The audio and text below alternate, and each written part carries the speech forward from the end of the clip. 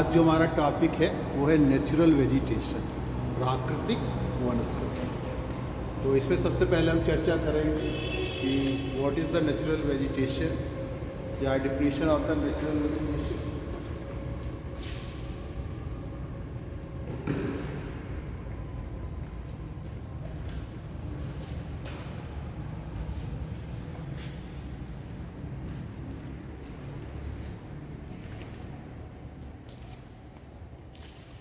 दूसरा इसी में चर्चा करेंगे हम टाइप्स ऑफ द वेजिटेशन।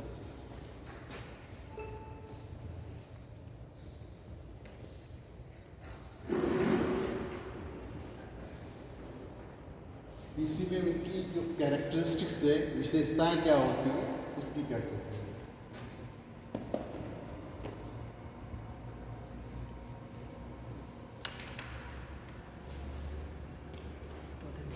फिर लास्ट में इसमें क्वेश्चन।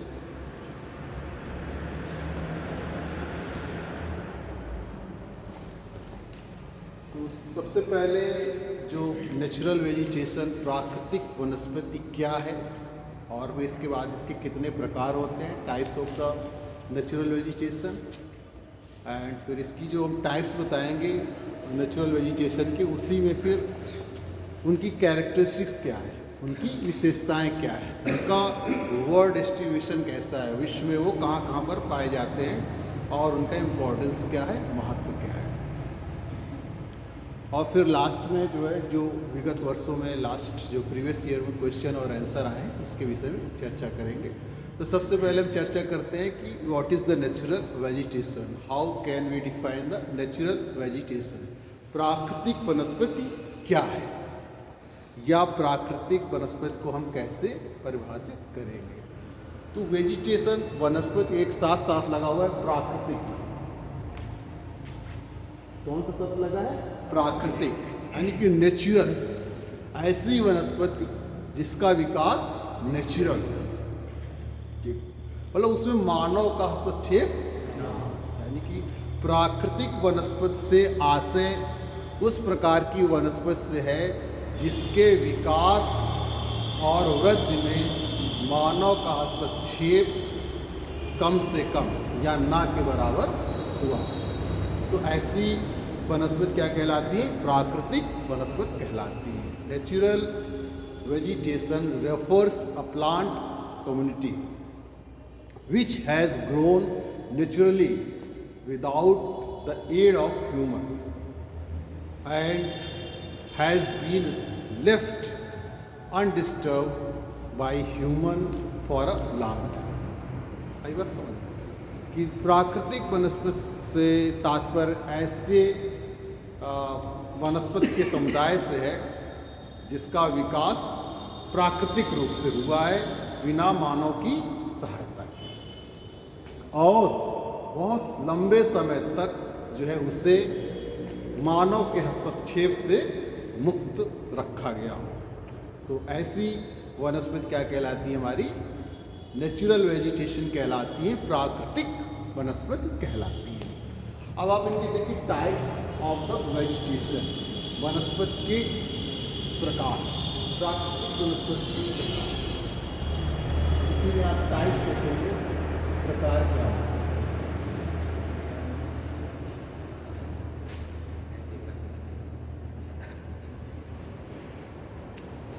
प्राकृतिक वनस्पति के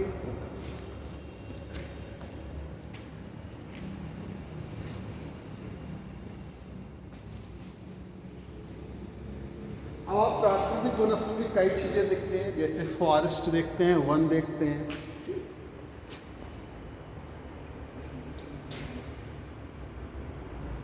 फॉरेस्ट वन समुदाय,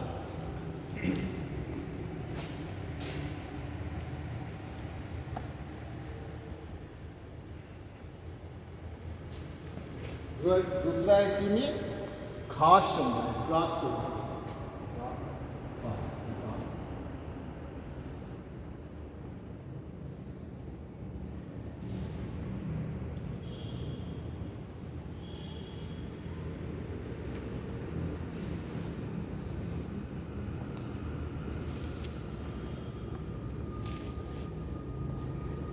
तीसरा इसी में मरुस्थलीय वनस्पति समुदाय, डेजर्ट वेजिटेशन कम्युनिटी।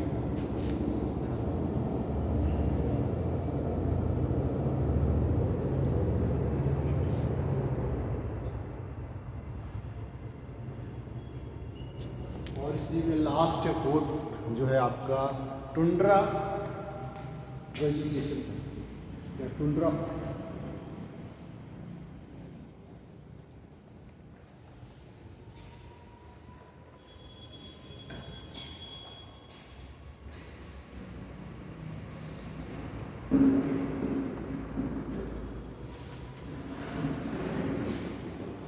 इस तरह हम प्राकृतिक वनस्पति को सामान्यतः जो है 4 प्रकारों में बांट सकते हैं। पहला हमने आपको बताया फॉरेस्ट कम्युनिटी, वन समुदाय। दूसरा हमने आपको बताया ग्रास कम्युनिटी, घास समुदाय। तीसरा डेजर्ट वेजिटेशन कम्युनिटी, मरुस्थलीय वनस्पति समुदाय। और चौथा आपको हमने बताया tundra communities, tundra vegetation community, tundra वनस्पति समुदाय। अब हम इसमें एक एक की चर्चा करेंगे। तो सबसे पहले हम फॉरेस्ट की चर्चा करेंगे कि वन क्या है। ठीक, तो वन आप जानते हैं कि जो वृक्षों से घिरा हुआ क्षेत्र होता है वो हमारा वन कहलाता है। फॉरेस्ट क्या है? वृक्षों से घिरा हुआ क्षेत्र जो है वन कहलाता है। जो हमारे प्लांट होते हैं या ट्रीज होते हैं, तो trees covered area are called जो है forest. Tree covered area are called forest. Trees covered areas are called forest. अब जो वृक्षों से घिरा हुआ क्षेत्र है वो हमारा वन कहलाता है। अब आप देखते हैं कि ये वन जो होते हैं या वनस्पति जो होती है वो मुख्य रूप से जो है 3 चीज़ों से प्रभावित होती है। एक टेम्परेचर है और रेनफॉल है and the fertility of the soil, तापमान, वर्षा और मिट्टी की उर्वरता। ये 3 चीज़ों से हमारी वनस्पति प्रभावित होती है। और इसी के आधार पर जो है हमने आपको पहले वनस्पति के प्रकार बताए। अब वन भी है तो वन आप देखेंगे कि प्रत्येक स्थान पर एक समान नहीं पाए जाते। पूरे विश्व में वन जो होते हैं वो एक समान आपको नहीं पाए जाते। क्यों? क्योंकि पूरे विश्व में तापमान और वर्षा और मिट्टी की उर्वरता की दशाएं एक जैसी नहीं है। कहीं पर तापमान अधिक है, वर्षा भी अधिक है। जैसे भूमध्य रेखीय क्षेत्र आप देखते हैं, वहाँ पर क्या है? तापमान अधिक है और वर्षा भी अधिक है। मिट्टी की उर्वरता उतनी अधिक नहीं है, क्योंकि जब वर्षा होती है, क्योंकि वहाँ पर आप जानते हैं प्रत्येक दिन वर्षा होती है, जिसे हम 3 और 4 o'clock रेनफॉल कहते हैं। प्रत्येक दिन जो है भूमध्य रेखीय क्षेत्रों में वर्षा होती है, जिसे हम 3 या 4 बजे की वर्षा कहते हैं। तो तापमान अधिक है, वर्षा अधिक है, लेकिन मिट्टी की उर्वरता कम है, तो वहाँ पर दूसरे तरीके के वन पाए जाते हैं। आप मानसूनी क्षेत्र में देखते हैं, वहाँ पर वर्षा कम है और तापमान जो है मतलब 2 तरीके की आपको ऋतुएं दिखाई देंगी, शीत ऋतु दिखाई देगी और ग्रीष्म ऋतु दिखाई देगी। जबकि भूमध्य रेखीय क्षेत्रों में आपको केवल एक ऋतु दिखाई देती, ग्रीष्म ऋतु। पूरे वर्ष भर जो है कैसी ऋतु रहती? केवल ग्रीष्म ऋतु रहती है। तो जहाँ पर आपको शीत ऋतु और ग्रीष्म ऋतु दोनों ऋतुएं पाई जाती है और वर्षा कम पाई जाती है, वहाँ पर भी आपको जो वन है वो दूसरी तरीके की दिखाई देंगे। इसी प्रकार जहाँ पर वर्षा बहुत कम होती है, वहाँ पर दूसरे तरीके के वन दिखाई देंगे। कहीं पर जो है तापमान जो है बहुत कम है और वर्षा भी कम है। वर्ष के 9 महीने शीत ऋतु रहती है और 3 महीने केवल ग्रीष्म ऋतु रहती है। और वर्षा भी किसके रूप में होती है? हिम के रूप में होती है। तो इस तरीके से अलग अलग क्लाइमेटिक कंडीशन जो है हमारी और मिट्टी की उर्वरता है जो, उसकी वजह से हमारे जो हमारा वैश्विक धरातल है उस पर पूरे वैश्विक धरातल पर एक समान वनस्पति नहीं पाई जाती। तो तापमान वर्षा और उर्वरता के आधार पर वनस्पतियाँ भी हमारी 3 प्रकार की हो जाती हैं। यानी कि वन जो होते हैं वो हमारे 3 प्रकार के, वनस्पतियाँ तो हमने आपको 4 प्रकार की बताई, वन जो होते हैं वो 3 प्रकार के हो जाते हैं।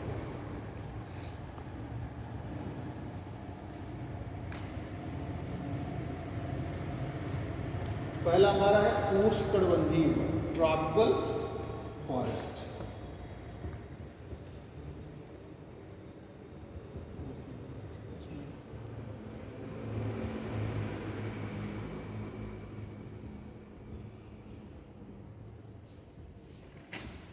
उष्णकटिबंधीय ऐसे वन जो उष्णकटिबंधीय क्षेत्रों में पाए जाते हैं, यानी कि कर्क और मकर रेखाओं के बीच में सामान्यता पाई जाती है। दूसरा इसी में उच्च अक्षांशीय,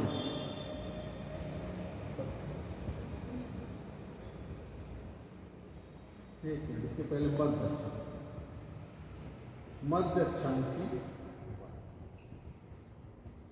mid latitude,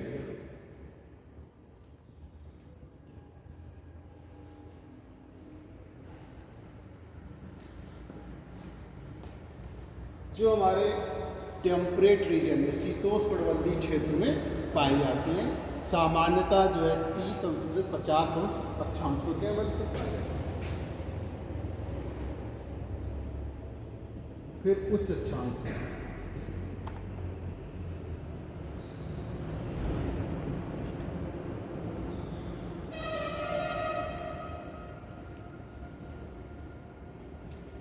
high latitude forest,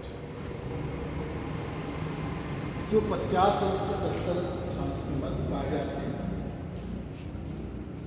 मध्य अक्षांशीय वन, उच्च अक्षांशीय वन और उष्णकटिबंधीय ट्रॉपिकल फॉरेस्ट जो है कर्क और मकर रेखाओं के बीच में पाए जाते हैं। इसके भी 3 भाग हैं। उष्णकटिबंधीय वन में जो है उष्णकटिबंधीय सदाबहार वन, ट्रॉपिकल एवरग्रीन फॉरेस्ट है।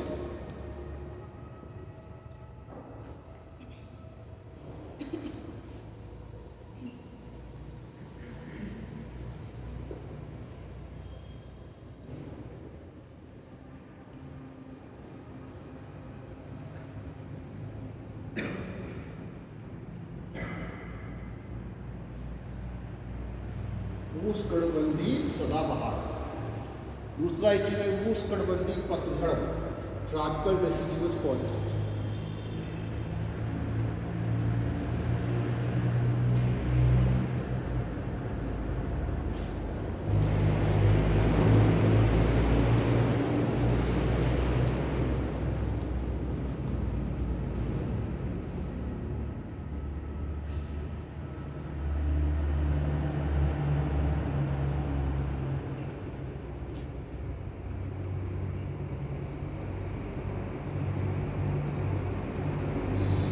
और तीसरा इसमें कांटेदार वन, झाड़ीदार या कांटेदार,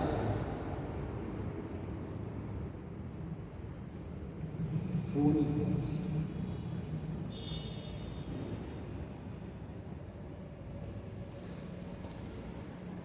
मध्य अक्षांशीय वन में 2 प्रकार के हैं।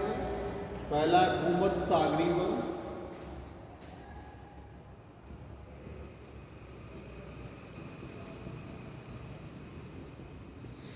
मेडिटेरेनियन फॉरेस्ट,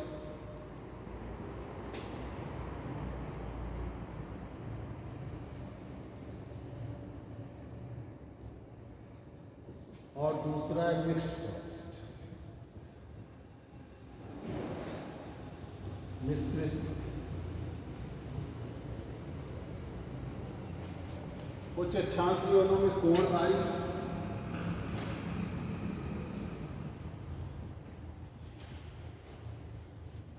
या इन्हीं को शंकुधारी भी कहते हैं।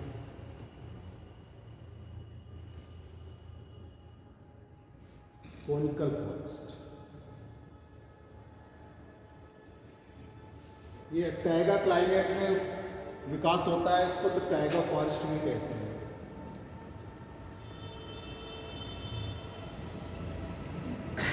ध्रुवीय क्षेत्रों में होता है, ध्रुवीय क्षेत्रों के आसपास होता है, इसलिए इनको बोरियल फॉरेस्ट भी होता है। एक ही है, सब नाम अलग है।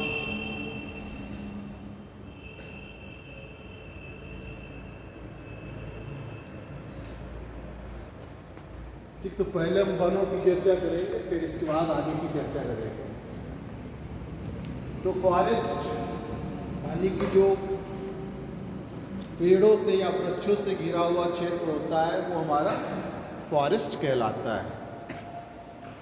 पूरे विश्व के क्षेत्रफल यानी कि वैश्विक धरातल के 12% भाग पर वन पाए जाते हैं।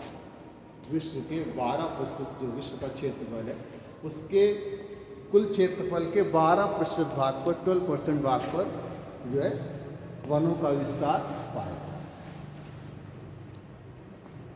अब इसमें से हम एक एक की चर्चा करेंगे। उष्णकटिबंधीय वन, ठीक, आप लोग लिख लें, फिर हम आपको वर्ड का मैप बनाकर बताएंगे कि कौन। अब वन के बारे में जो चर्चा करेंगे तो ये वन कहाँ पर पाए जाते हैं, किस तरीके के होते हैं, इनका विकास किन क्षेत्रों में हुआ है और इनकी क्या विशेषताएं हैं और इनके अंतर्गत मुख्य रूप से कौन कौन से वृक्ष आते हैं। ये चीज़ें हम प्रत्येक वन के बारे में बताते चलेंगे। ट्रॉपिकल एवरग्रीन फॉरेस्ट क्या है, किन क्षेत्रों में ये पाए जाते हैं, कहाँ पर इनका विस्तार होता है और इनके अंतर्गत कौन कौन से मुख्य वृक्ष।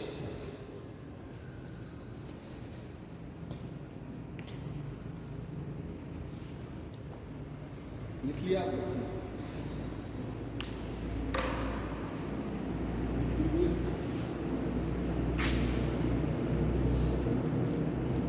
एग्जाम में इसी तरीके से पूछे जाते हैं। ट्रॉपिकल और मध्यचांशी वन की आपको एग्जाम्पल दे दिए जाएंगे,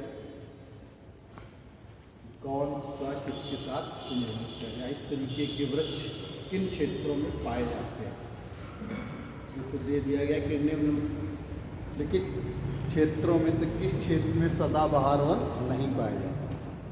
तो इस तरीके से आपको क्वेश्चन पूछे जाएंगे या किसी पेड़ की विशेषता दे दी गई कि उष्णकटिबंधीय वनों की विशेषता क्या है, या पूछ लिया गया कि ये विशेषता किस प्रकार के वनों की।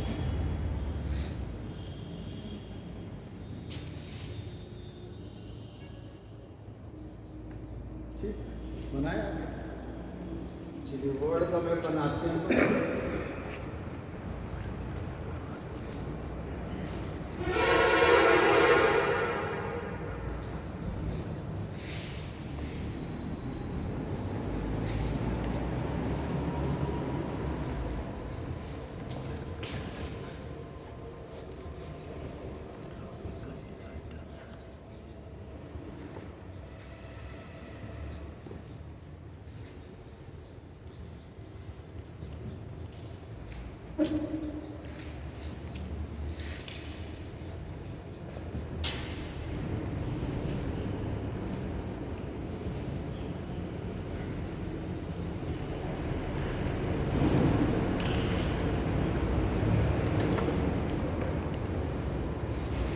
वर्ड का मैप बनाना।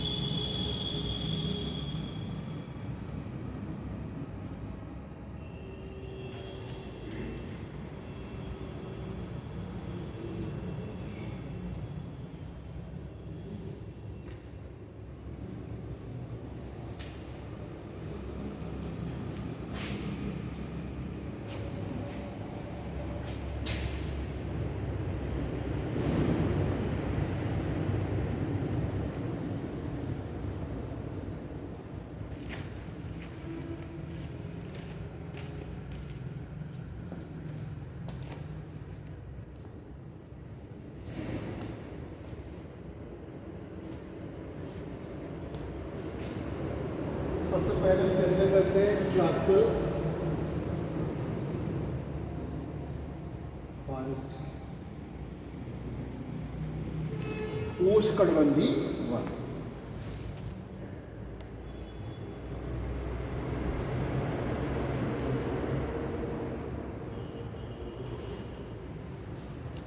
अब उष्णकटिबंधीय वन जो है ऐसे वाले जिनका विकास उष्णकटिबंधीय क्षेत्रों के मध्य होता है।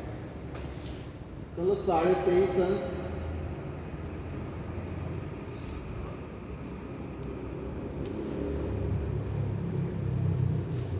कर्क और मकर रेखा के मध्य इनका विकास, इसीलिए उष्णकटिबंधीय वन कहलाते हैं, यानी उष्णकटिबंधीय क्षेत्रों में इनका विकास होता है, इसलिए उष्णकटिबंधीय वन कहलाते हैं। कर्क और मकर रेखा, तो कर्क और मकर रेखा के मध्य जो वन पाए जाते हैं वो उष्णकटिबंधीय वन कहलाते हैं। अब इसमें तापमान, उर्वरता और वर्षा के आधार पर ये भी 3 प्रकार के हो जाते हैं। पहला इसी में सदाबहार, उष्णकटिबंधीय सदाबहार, ट्रॉपिकल एवरग्रीन।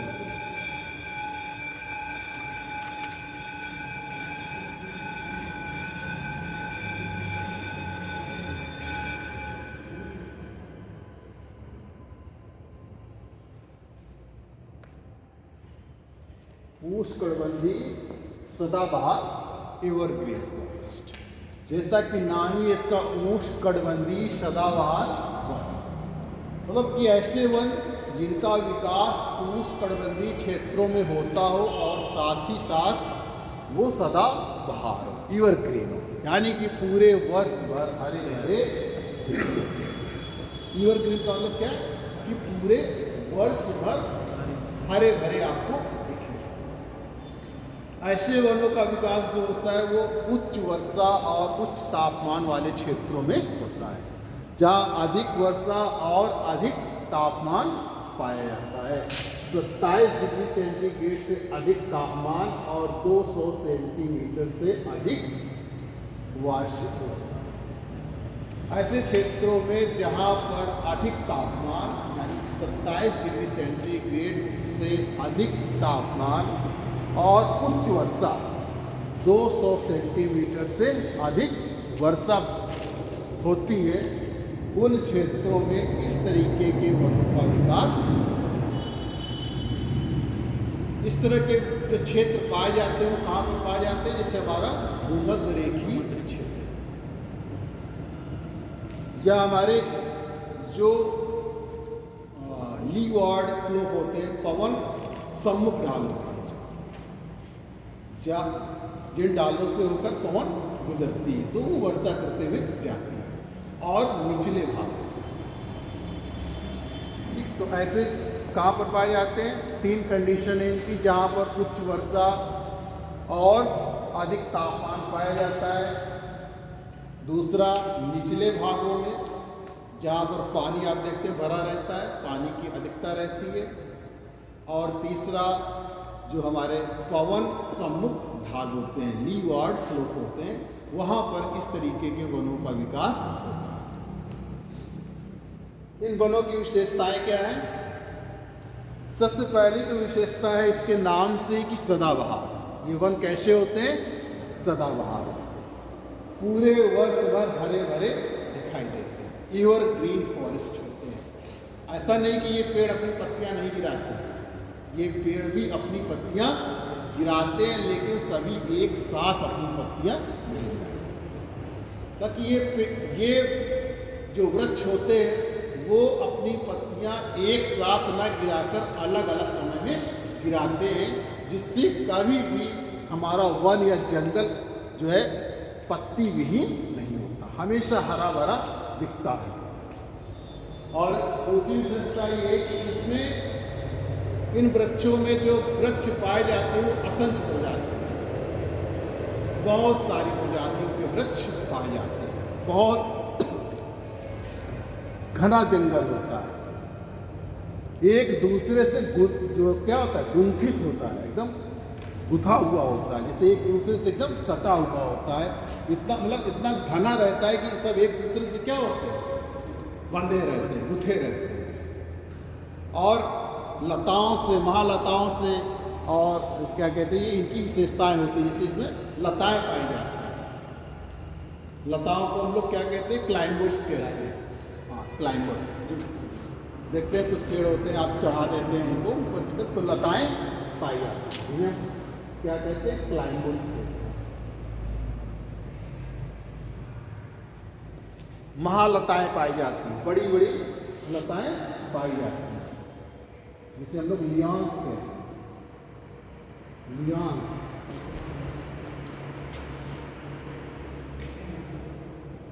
लियॉन्स।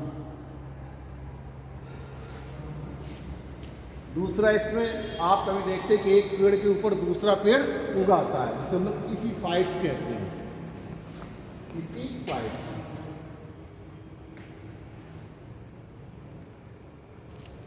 इपीफाइट्स।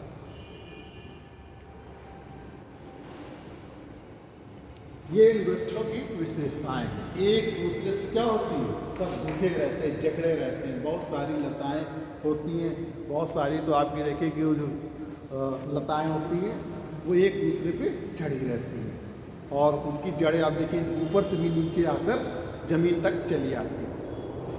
तो इस तरीके से ये पेड़ जो होता है, ये जो यहाँ के वृक्ष होते हैं, वो आपस में क्या होते हैं, एकदम गुंथित होते हैं, गुथे रहते हैं। इसीलिए दूर दूर तक प्रकाश आपको घने जंगल में नहीं दिखाई देता है, आप उसमें घुस नहीं पाते हैं, उसमें एकदम अंधेरा दिखाई देता है, एकदम अंधेरा छाया रहता है, इतना घना होता है। और दोस्त, तीसरी विशेषता ये कि यहाँ के जो वृक्ष हैं वो सभी प्रकार के वृक्षों में सबसे अधिक लंबे होते हैं, यानी कि सब अधिक ऊंचाई पे होते हैं। उनकी ऊंचाई 50 से 60 मीटर तक,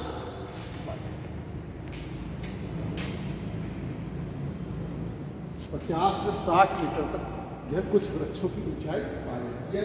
क्योंकि सबसे अधिक लंबे वृक्ष, सबसे अधिक ऊंचाई वाले वृक्ष जो है सदा इसी मतलब उष्णकटिबंधीय सदाबहार वन वाले क्षेत्रों में ही पाए जाते हैं। ये आपको ध्यान रखना है कि सबसे अधिक ऊंचाई वाले वृक्ष जो होते हैं इसी में पाए जाते हैं। सबसे अधिक वृक्षों की प्रजातियां भी इसी क्षेत्र में पाई जाती हैं। यही वृक्ष, ये क्षेत्र ऐसा होता है जहाँ पर कभी भी जो है वृक्ष जो होते हैं पूरी तरीके से पत्ती विहीन नहीं होते, सदा बहार होते हैं।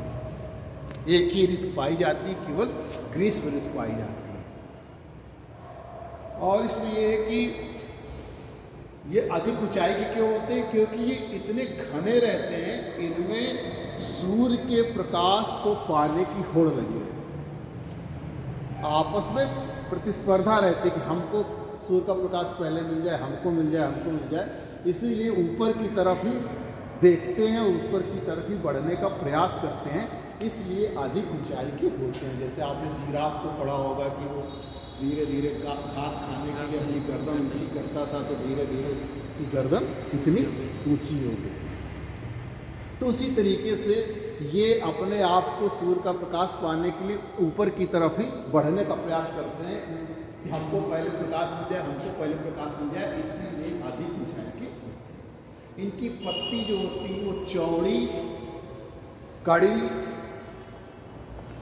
और बड़ी होती है। पत्तियां कैसी होती हैं, चौड़ी, बड़ी और कड़ी होती हैं। जितनी हम विशेषताएं बता रहे हैं वो सब पूछी जाती है एग्जाम में, इसलिए आप उसको ध्यान से लिख भी लीजिएगा, वो आता है। एक एक जो हम आपको विशेषता बता रहे हैं वो सारी विशेषताएं। पेड़ की पत्तियां कैसी होती, चौड़ी, बड़ी और कड़ी होती है, चमड़े जैसे दिखती है, चमड़े जैसे आपको दिखाई पड़ती है, जैसे चमड़ा। ये इन वृक्षों की विशेषताएं हैं। और इसके जो मुख्य वृक्ष हैं वो महोगनी, ये भी आता है कि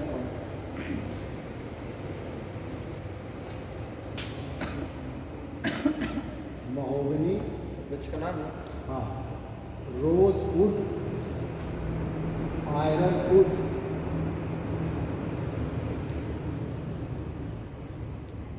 mahogany, rosewood, ironwood, Brazil would,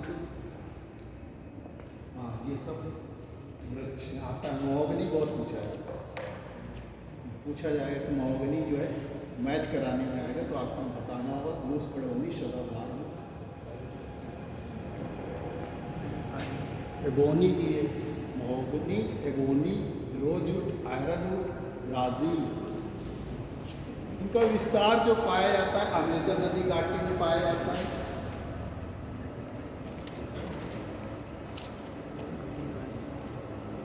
Brazil के अमेजन नदी घाटी क्षेत्र में इनका विस्तार बहुत अधिक पाया जाता है और इन वनों को यहाँ पर सेल्वास कहा जाता है। हाँ, सेल्वा या सेल्वास आता है, सेल्वा या सेल्वास।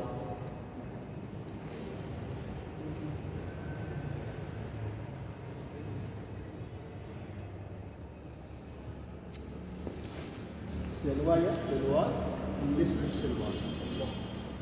ठीक, क्योंकि इसका विस्तार ब्राज़ील में, तो कभी कभी ऐसा पूछ लिया जाता है कि ब्राज़ील में पाए जाने वाले वनों को किस नाम से जाना जाता है, सेल्वास के नाम से जाना जाता है, या पूछ लिया जाता है कि अमेजन नदी घाटी क्षेत्र में पाए जाने वाले वनों को किस नाम से जाना जाता है, तो सेल्वास के नाम से जाना जाता है। अमेजन नदी घाटी क्षेत्र में इनका विस्तार है मध्य अफ्रीका और पश्चिम अफ्रीका में। मध्य अफ्रीका और पश्चिम अफ्रीका, जो आपको कांगो, जायरे, ये सब क्षेत्र देखते हैं और ये पश्चिमी क्षेत्र देखते हैं। और आपका दक्षिण पूर्व एशिया, साउथ ईस्ट एशिया, ये आपका इंडोनेशिया, तो ये आपको है जो हमने ऐसे बनाए, हॉरिजॉन्टल लाइन बनाई है, वो सदाबहार वाला। क्या लिखा है सर? सेल्वा हुआ, सेल्वा या सेल्वास, इसी का बहुवचन एस लगा देते हैं। कभी एग्जाम में केवल सेल्वा करके आता है, SELVA करके आ जाता है, कभी कभी एस भी लगा देते हैं, तो सेल्वास या सेल्वा एक ही बात है, दोनों नाम से पूछ लेते हैं इसलिए।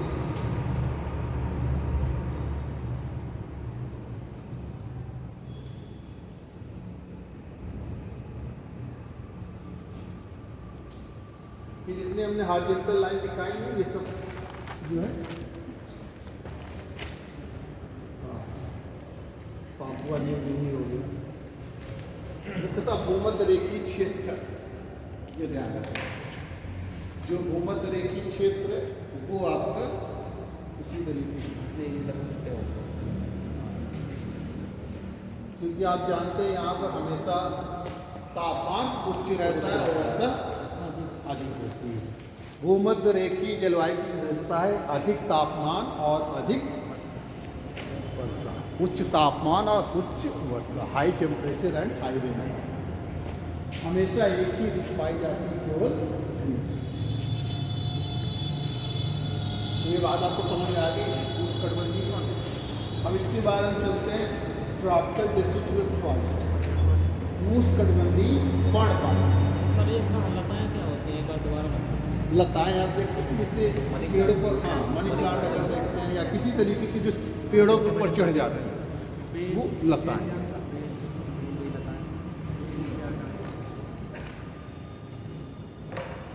सर ये 200 सेंटीमीटर लग रहे हैं होती है, 200 सेंटीमीटर। हाँ 200 सेंटीमीटर से अधिक वर्षा, 27 डिग्री सेंटीग्रेड से अधिक तापमान और 200 सेंटीमीटर से अधिक वर्षा जिन क्षेत्रों में पाई जाएगी उन्हीं क्षेत्रों में इस प्रकार की वनस्पति।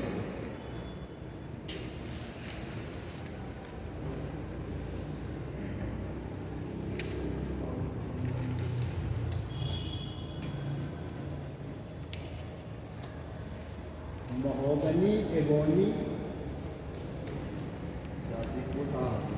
आयरन वुड, रोजवुड और ब्राज़ील, इनको आप याद रखिएगा, एग्जाम में पूछा जाता है, खासतौर से महोगनी बहुत वो आता है कि निम्नलिखित में से मिला। ये वहाँ के वृक्ष हैं। अभी तो आपने देखा कि वन है, उष्णकटिबंधीय सदाबहार वन है। ये वहाँ के क्या है, प्रमुख वृक्ष। बताइए आप हमसे, बताइए क्या? हाँ, mahogany, ebony, rosewood, Ironwood, Brazil.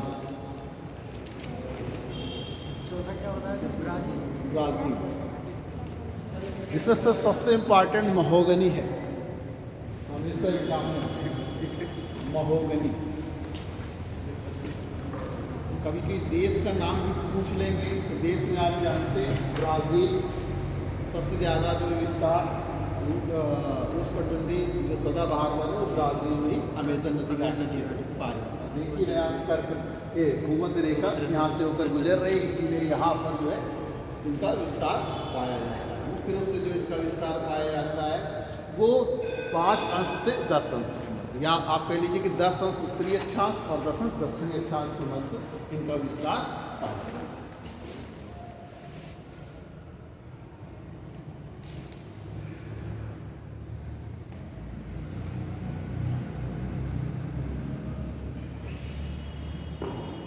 आगे बताएं।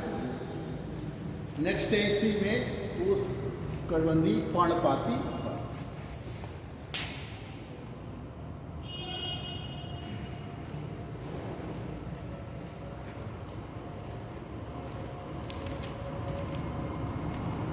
पर्णपाती देसी इंग्लिश में।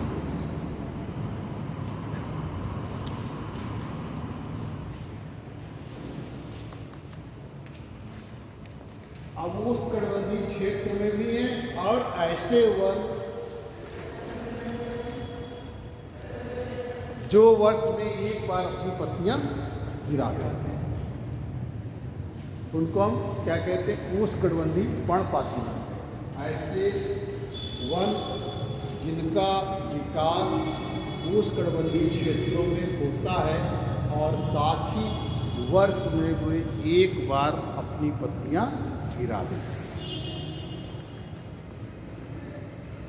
उन्हें हम क्या कहते हैं, उष्णकटिबंधीय पर्णपाती वन कहते हैं।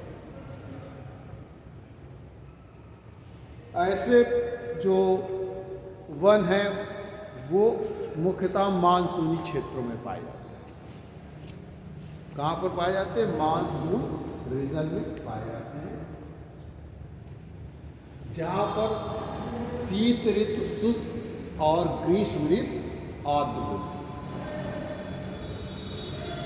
समर सीजन वेट होता है और विंटर सीजन ड्राई होता है। ऐसे क्षेत्रों में ये खास तौर से मुख्यतः मानसूनी क्षेत्र, क्योंकि आप भारत में भी देखते हैं कि ग्रीष्म ऋतु कैसी होती है, आर्द्र होती है, जबकि शीत ऋतु शुष्क। ग्रीष्म ऋतु आर्द्र और शीत ऋतु शुष्क। तो इनकी सबसे बड़ी विशेषता यही है कि ये ऐसे क्षेत्रों में पाए जाते हैं जहाँ पर ग्रीष्म ऋतु और शीत ऋतु दोनों पाई जाती है। खास तौर से ग्रीष्म ऋतु जो होती है वो आर्द्र होती है और शीत ऋतु शुष्क होती है। ये आप वर्ष में अपनी एक बार पत्तियाँ गिरा देते हैं।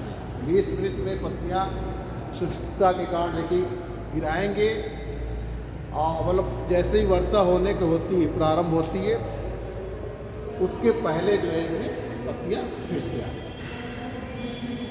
तो शुष्क ऋतु जब होती है तो भी अपनी क्या करते हैं, पत्तियाँ गिरा देते हैं। और फिर जैसे ही वर्षा ऋतु आने वाली होती है वैसे ये अपने फिर से इनमें पत्तियाँ निकलने लगती हैं। अपने को शुष्कता से बचाने के लिए, अपने को शुष्कता से बचाने के लिए, यानी कि उसके प्रभाव से बचाने के लिए ये अपनी पत्तियाँ गिरा देते हैं, जिससे उनका अस्तित्व बना रहे। पानी की कमी जो है, अगर पानी नहीं मिल रहा है, पानी की कमी है तो क्या करें, सूख जाएंगे, इसलिए अपनी ये पत्तियाँ गिरा देते हैं जिससे पानी की कमी को पूरा किया जा सके। और जैसे होता है कि वर्षा होने वाली है वैसे क्रिटिकल आते हैं क्योंकि उनको पानी अब ये इस तरह के जो वन है वो मुख्य रूप से कहाँ पाए जाते हैं, आपके जो मानसूनी क्षेत्र में पाए जाते हैं या छत मानसूनी क्षेत्र में पाए जाते हैं। जैसे ब्राज़ील के पूर्वी भाग में पाए जाते हैं, हम वर्टिकल लाइन से शो कर रहे हैं। अफ्रीका के पूर्वी भाग में पाए जाते हैं,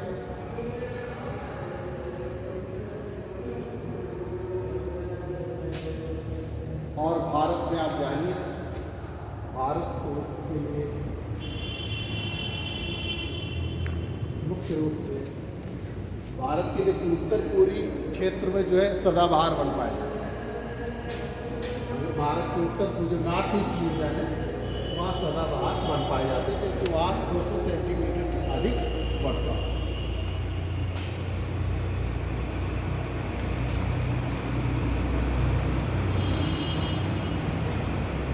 तो फिर से सुनिए, ये ब्राज़ील के पूर्वी भाग में, यानी कि ब्राज़ील का जो पठार है उसके पूर्वी उसके जो पूर्वी भाग में, और अफ्रीका के पूर्वी भाग में, और जो है आपके भारत हो गया, इसके बाद म्यांमार हो गया और थाईलैंड हो गया, ये सब क्षेत्र में बांग्लादेश, पाकिस्तान, ये सब यहाँ पर क्या है, मानसूनी पाए।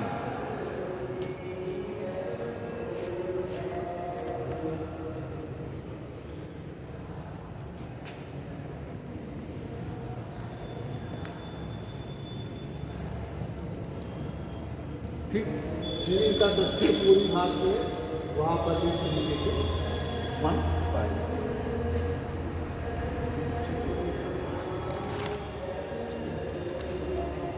और ऑस्ट्रेलिया का जो उत्तरी क्षेत्र,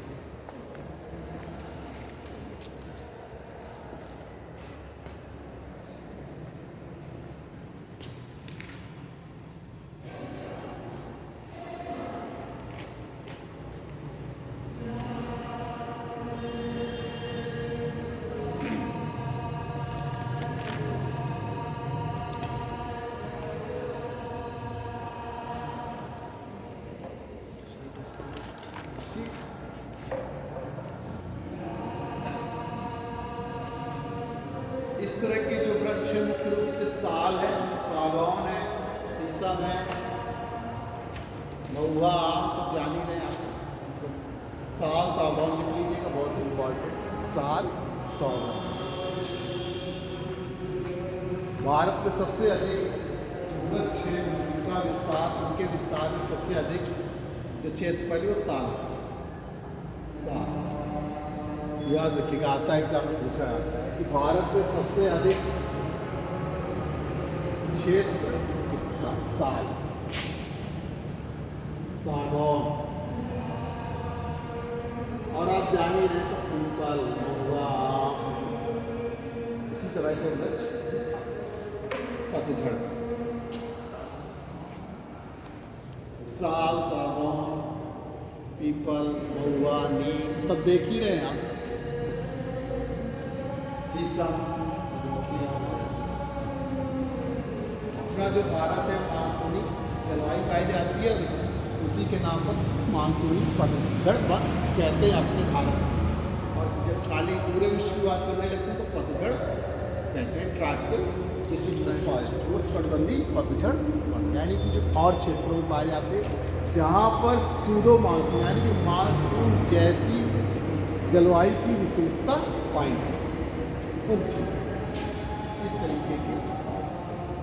जैसे ऐसे तो कहने में सिर्फ हो जाता है कि भारत में मानसूनी पतझड़ वन पाए जाते हैं, लेकिन अभी जब आपको अगर आपको मानसून भारत की जब वेजिटेशन पढ़ाएँ तो उसमें भी हर तरीके के आपको देखने को मिलेंगे, कोणधारी भी मिलेगा, सदाबहार भी मिलेंगे, पतझड़ वन भी मिलेंगे, कांटेदार भी मिलेंगे, तो ज़्यादातर हर तरीके के मिलेंगे।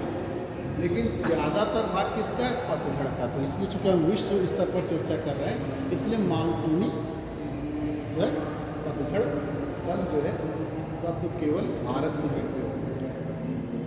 भारत या भारतीय जो उपमहाद्वीप है उसके लिए कि पूरे क्षेत्र पर।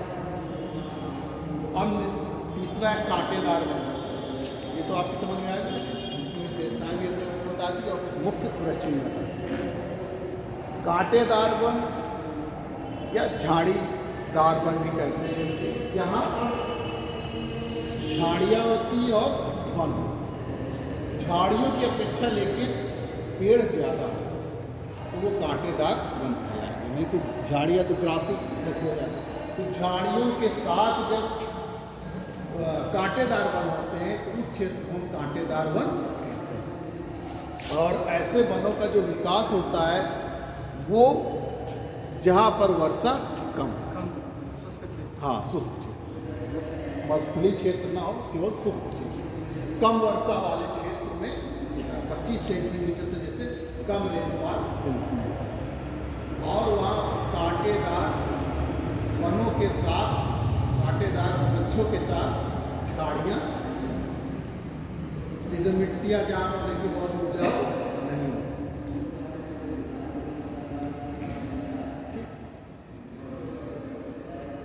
तो आपने बहुत जगह देखा होगा और सामाजिक वानिकी योजना के अंतर्गत इसी तरीके के वृक्ष लगाए भी गए थे जहाँ पर ऐसी जमीन पड़ी हुई थी जो उपजाऊ नहीं थी। तो सामाजिक वानिकी योजना के अंतर्गत ये था कि पेड़ों का क्षेत्रफल, वनों का क्षेत्रफल बढ़ाना है तो उसी तरीके के वृक्ष लगाए गए थे जिनको कम पानी की आवश्यकता हो, कंकड़ीली पथरीली आप देखते हो उस तरीके की मिट्टियों में उनको लगा दिया जाता है। अभी जाइए इस यमुना नदी के किनारे देखिएगा तो क्षेत्र कैसा रहता है, समतल एकदम क्षेत्र नहीं मिलेगा, ऊंचा नीचा मिलेगा और मिट्टियाँ भी जो होती वो बहुत उपजाऊ नहीं, एकदम किनारे से हट, बस जैसे आप किनारे से हट जाइए यमुना नदी के 1-2 किलोमीटर से दूर जाइए तो आप देखिए कि उसी तरीके की स्थलाकृति जो होती है वो मिलती है। तो इस तरीके के जो वन होते हैं वो कम वर्षा वाले क्षेत्रों में होते हैं और कांटेदार होते हैं। इनकी विशेषता क्या होती है कि इनकी पत्तियां जो होती हैं बहुत छोटी होती हैं। मतलब ये कई तरीके अपनाते हैं अपने शुष्कता को रोकने के लिए, अपने अस्तित्व को बचाए रखने के लिए कि ग्रीष्म काल में जब पानी की कमी, ग्रीष्म काल में जब एकदम मतलब वर्षा नहीं होती है, वर्षा के पहले का जो समय होता है उसमें जब वर्षा की, जब इनको पानी की ज़रूरत होती है तो चूँकि पानी इनको मिलता नहीं है तो अपने अस्तित्व को बचाए रखने के लिए क्या करते हैं, अजीब ढंग के रूप अपनाते हैं। जैसे पत्तियाँ इनकी देखिएगा छोटी हो गई या पत्तियाँ रोएदार हो जाती हैं, मतलब मुड़ जाती हैं, ऐठी ऐठी होती हैं और कांटे होते हैं, इनमें कांटे होते हैं। जैसे कांटे वगैरह हो गए तो नुकीलापन हो जाता है तो वाष्पोत्सर्जन अधिक नहीं हो पाता। कभी आप पैर की पत्तियाँ देखिए कैसे, वो क्या कहते हैं, मुड़ी मुड़ी रहेंगी, ऐठी ऐठी रहेंगी, छोटी छोटी रहती है। तो इसमें जैसे बेर के पेड़ हो गए, बबूल के पेड़ हो गए, इसके अंतर्गत आते हैं। वो कैसे रहते हैं आप देखिए, जाके कहीं पैर का पेड़ देखते हैं उसकी पत्ती कैसी रहेगी, छोटी छोटी रहेगी। पैर का पेड़ तो बड़ा से रहेगा, छोटा भी मिलेगा बड़े, लेकिन पत्तियाँ एकदम छोटी छोटी। और आप उसी तरीके कंकरीली पथरीली वाली जो ज़मीन होगी उसी में आपको दिखाई देंगे पैर के पेड़ है, बबूल के पेड़ हैं। जैसे हमने आपको बताया सामाजिक वानिकी के अंतर्गत आप देखें कि इसी तरीके के वृक्ष लगाए गए थे, कांटेदार वाले वृक्ष लगाए गए थे जिनकी पत्तियाँ एकदम छोटी छोटी छोटी महीन सी होती थी और जो है कांटेदार होती थी। तो कांटेदार होने की वजह से उनका वाष्पोत्सर्जन केवल एक बिंदु से होता है, एकदम नुकीला क्षेत्र होता है, इसलिए वाष्पोत्सर्जन कम हो जाता है, पानी उनके अंदर बना रहता है, पानी संचित होता है, वाष्पोत्सर्जन के द्वारा पानी बाहर नहीं निकल पाता, इसलिए वो ऐसा रूप अपनाते हैं।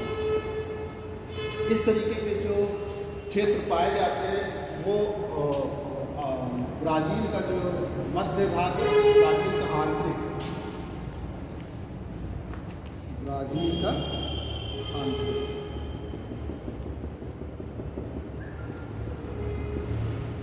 ये उरुग्वे और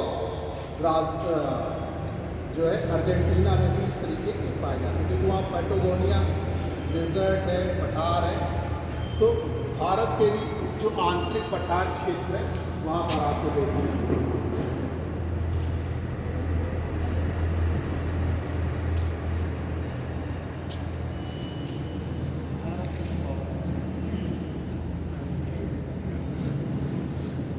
ये आंतरिक क्षेत्रों में मिलेंगे, आंतरिक पठारी क्षेत्रों में आपको कांटे।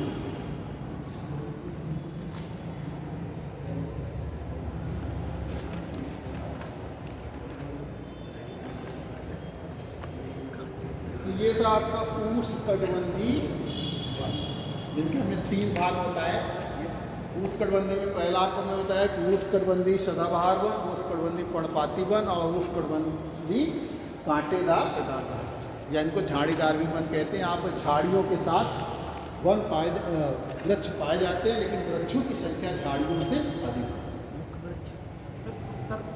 उत्तर भारत में भी पाए जाते हैं। हाँ, भारत के आंतरिक पठार में बताया, भारत का जो पठारी भाग है आंतरिक क्षेत्र, अब उनमें इस तरीके के पाए जाते हैं जहाँ पानी की व्यवस्था, पानी मतलब इस तरीके तो ज़्यादा क्षेत्र बता रहे हैं। आपको ऐसे देखने को मिलेगा, बाहर का पेड़ तो आपको खुद ही देखने को मिल जाता है। तो वहाँ पर जैसे मिट्टी उपजाऊ नहीं, पथरीली मिट्टी है, तो वहाँ पर पानी जो है नहीं रुक पा रहा है, वहाँ पर जो आपको मिलेगा। अब हम आपको बताएंगे मध्य अक्षांशीय वन, मिड लैटिट्यूड फॉरेस्ट।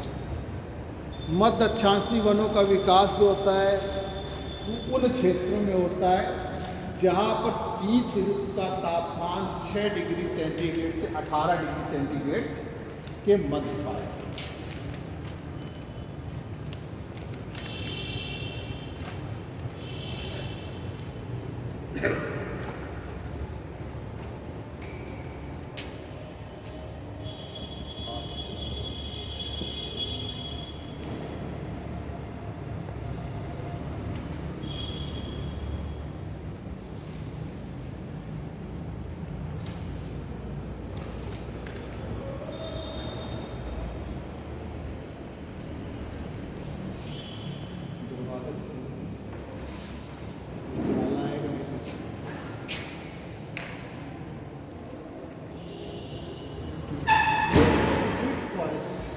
मध्य अक्षांशीय वन।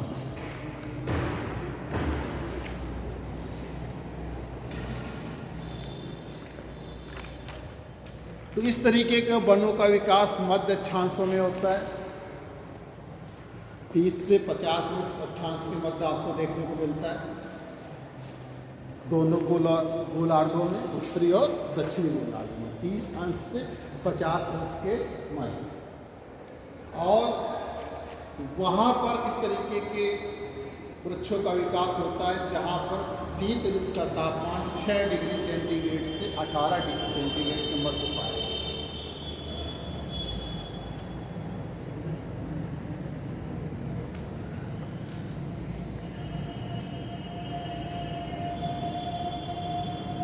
डिग्री सेंटीग्रेड से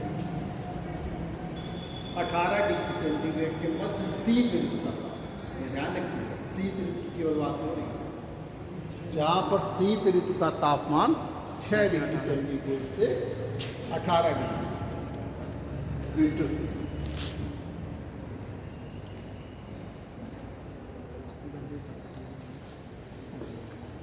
वहाँ पर इस तरीके के वनों का विकास होता है। इसमें मुख्य रूप से 2 वन पाए जाते हैं, एक भूमध्य सागरीय और दूसरा मिश्रित। तो पहला भूमध्य सागरीय वनों की चर्चा करेंगे।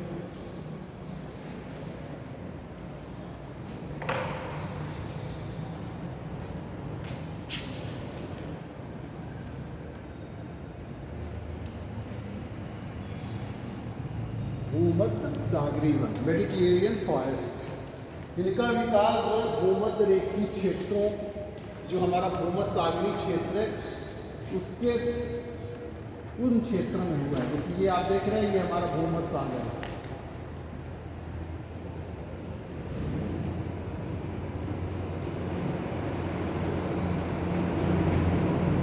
इन्हीं क्षेत्रों में जहाँ पर भूमध्य सागरीय जलवायु पाई जाती है वहाँ पर इन क्षेत्रों का मुख्य रूप से विकास हुआ है। और या तो भूमध्य सागरीय जलवायु जो अन्य महाद्वीपों में जिन क्षेत्रों में पाई जाती है वहाँ पर भी इनका विस्तार पाया जाता है, जैसे संयुक्त राज्य अमेरिका का कैलिफोर्निया है, दक्षिण अमेरिका का मध्य चिली है, अफ्रीका महाद्वीप का दक्षिणी अफ्रीका है, और ऑस्ट्रेलिया का दक्षिण पूर्व और दक्षिण पश्चिम, इन क्षेत्रों में भी भूमध्य सागरीय जलवायु। भूमध्य सागरीय जलवायु की विशेषता हमने आपको बताया था कि यहाँ पर शीत ऋतु कैसा रहता है, आर्द्र रहता है, जबकि ग्रीष्म ऋतु शुष्क रहता है। यहाँ पर ग्रीष्म ऋतु में वर्षा नहीं होती है, जबकि शीत ऋतु में वर्षा होती है। ये इसकी विशेषता है। यहाँ पर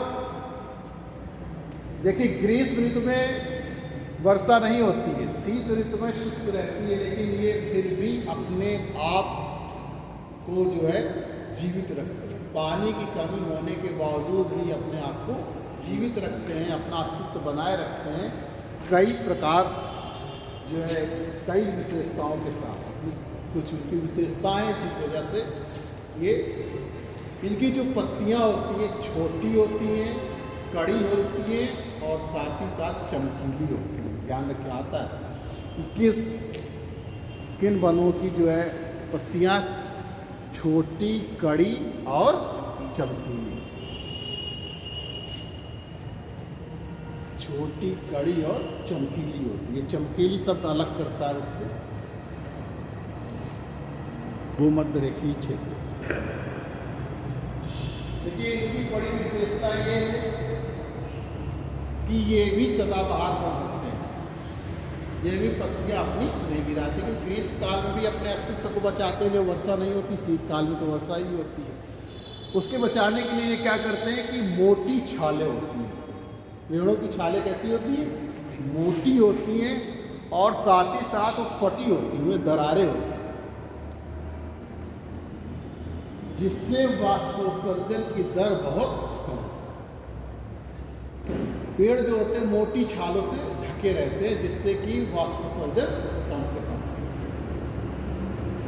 पानी जो है इनसे बाहर ना निकले। और जो वर्षा नहीं होती ग्रीष्म ऋतु में, तो ये अधिक गहराई तक इनकी जड़ें जाकर भूमिगत जल से जल प्राप्त। तो सबसे बड़ी विशेषता ये कि मोटी छालों से आच्छादित है, और जो दरार युक्त होती है, जिनमें दरारें पाई जाती है, ताकि इनका वाष्पोत्सर्जन कम से कम हो सके। ठीक, इनमें जो वृक्ष पाए जाते हैं वो मुख्य रूप से जैतून और कार।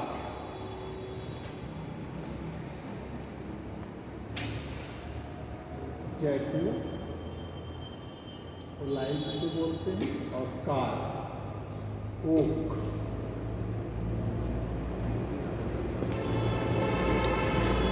इनका जो विस्तार पाया जाता है भूमध्य सागर के पास तो पाए जाते हैं, भूमध्य सागरीय क्षेत्र के आसपास तो नहीं पाई जाती।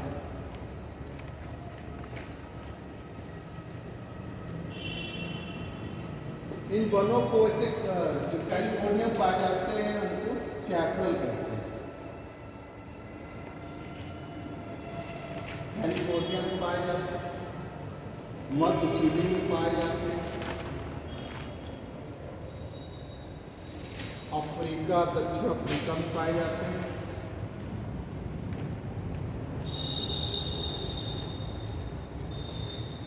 और दक्षिण पूर्व ऑस्ट्रेलिया और दक्षिण पश्चिम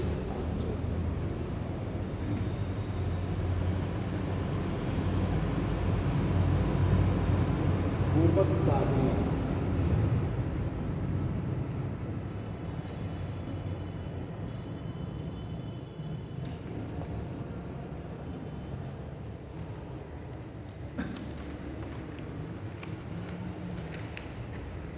जैतून कार क्या रखना आता एग्जाम में। एक तो भूमध्य सागरीय की विशेषता है कि वो सदाबहार वन होते हैं, अपेक्षाकृत छोटे, मतलब बहुत अधिक ऊंचाई के नहीं होते, और इनकी पत्तियां जो होती हैं चौड़ी, कड़ी और छोटी और चमकीली। 4 विशेषताएं पत्तियों की, छोटी, चौड़ी, कड़ी और चमकीली। चमकीली शब्द लगाया जाता है, ध्यान रखिएगा। जहाँ चमकीली शब्द आए आप जान जाइएगा तो भूमध्य सागरी।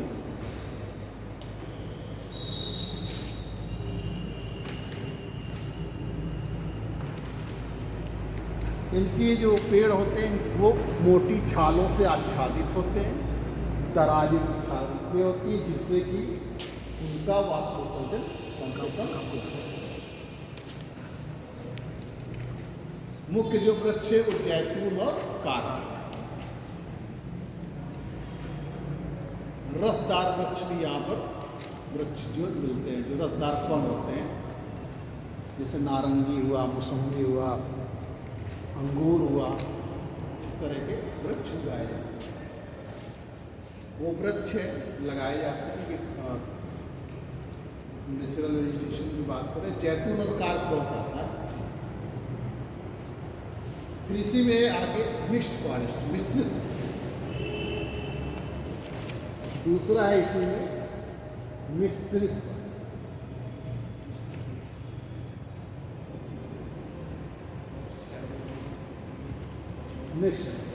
मिश्रित वन। मिश्रित इसलिए कह दिया गया है कि इसमें वास्तव में भूमध्य सागरी जो हमारे यहाँ शीतोष्णकटिबंधीय पेड़ होते हैं और ऊपर के जो कोणधारी वन होते हैं वो उसकी एक संक्रमण मेखला है, यानी कि उस क्षेत्र में दोनों तरीके के वृक्ष पाए जाते हैं, इसलिए इसको मिक्स्ड फॉरेस्ट कह दिया गया, मिश्रित वन कह दिया। जिसका विस्तार जो है आपका 30 अंश से 50 अंश के मध्य पाया जाता है। मुख्य रूप से ये उत्तरी अमेरिका के पूर्वी भाग, यानी कि जो ये कनाडा और संयुक्त राज्य अमेरिका का भाग है, ये भाग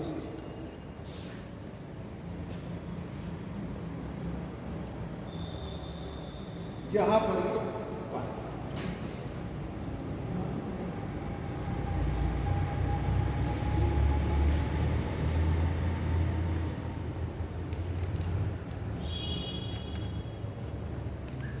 इसी तरीके से 30 अंश से 50 अंश का जो यूरोप का उत्तर पश्चिम भाग है, ये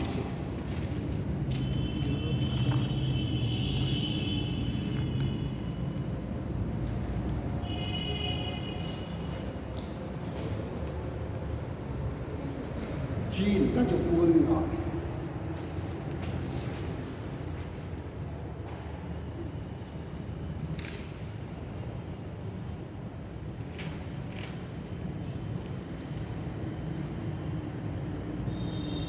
जापान का जो हानसू आइलैंड खासतौर से उत्तरी,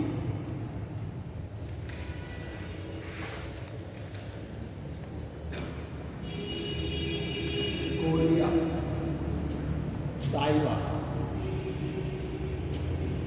ये यहाँ पर कोरिया के ऊपर है।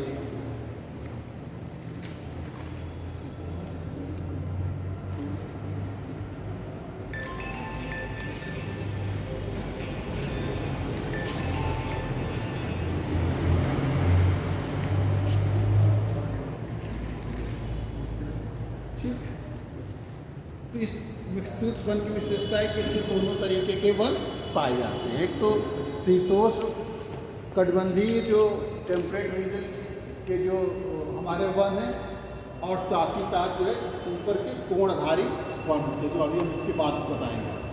तो इसमें जो मुख्य वृक्ष है आपके लार्च है, बर्च है,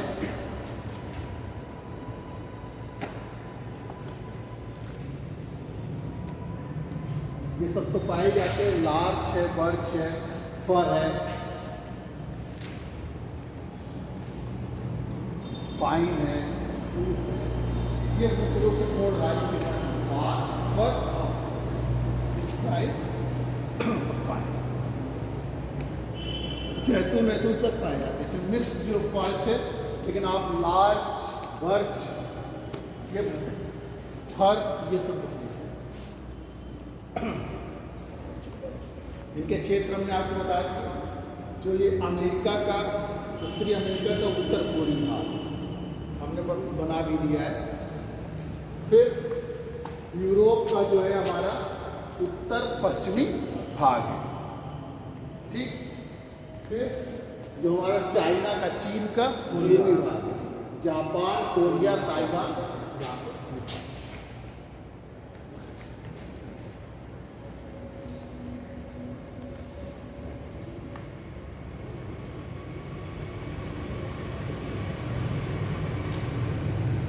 इसी में हम आगे चलते हैं। कोणधारी वन,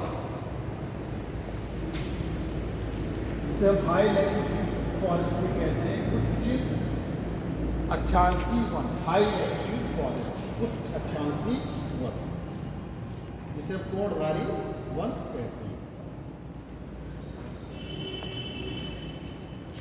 शंकुधारी, इसको कई नामों से जानते हैं। हमने आपको बताया कि कोनिकल फॉरेस्ट, शंकुधारी, इनका आकार शंख के रूप में, क्योंकि इनके पेड़ जो होते हैं वो कोण बनाने के आकार के होते हैं, जैसे लगता है कोण बना, तो इनको कोणधारी वृक्ष भी कहते हैं। क्योंकि ये टैगा क्लाइमेट में होते हैं, टैगा जलवायु में इनका विकास होता है, इसलिए इसको टैगा वनस्पति भी कहते हैं या टैगा वन भी कहते हैं। इनका जो विस्तार पाया जाता है वो 50 अंश से 70 अंश,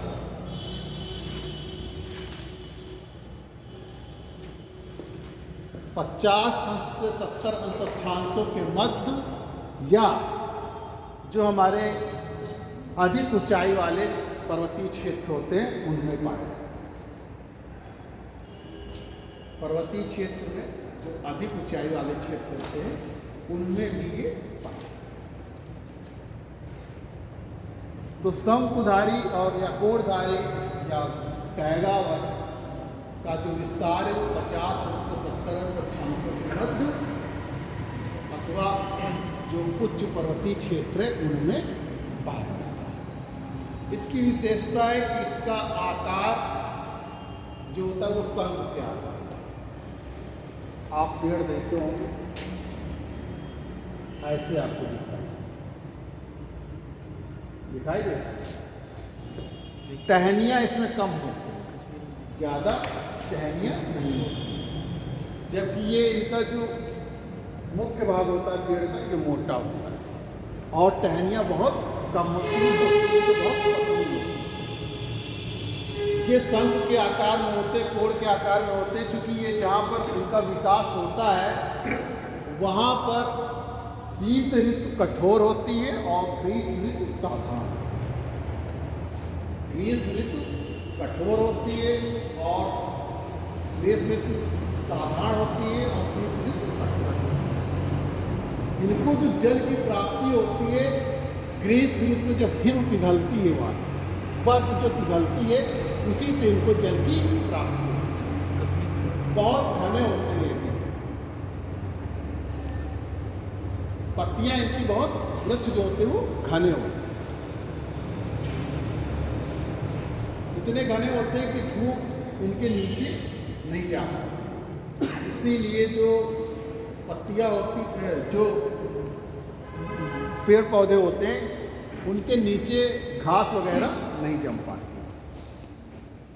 इनका शंकु का आकार या कोणधारी जो देखने को मिलता है आकार, तो वास्तव में जो पत्तियां होती कोण जैसे होती हैं, उनके एकदम नुकीले होते हैं, लास्ट कोड़ी रूप में होती हैं, जिससे कि वाष्प उत्सर्जन केवल एक बिंदु से हो सके, इसलिए इनकी पत्तियां ऐसी होती हैं।